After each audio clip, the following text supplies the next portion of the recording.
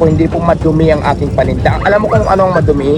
Yung mga ugali ng mga basher na yan. So hindi naman ako affected kasi nakikita naman ng tao kung gaano palinis yung tinda ko. Nakikita kasi nila yung mga preparation ko.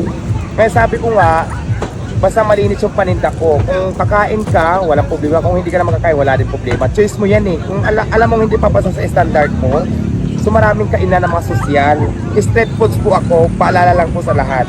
So sinasigurado ko lang po na malinis po yung pagkain ko, hindi po marumi. Ngayon kung mayroon man nasabing marumi, ang marumi po kung ano, maugali nyo, kailangan nung linisin. Yun lang.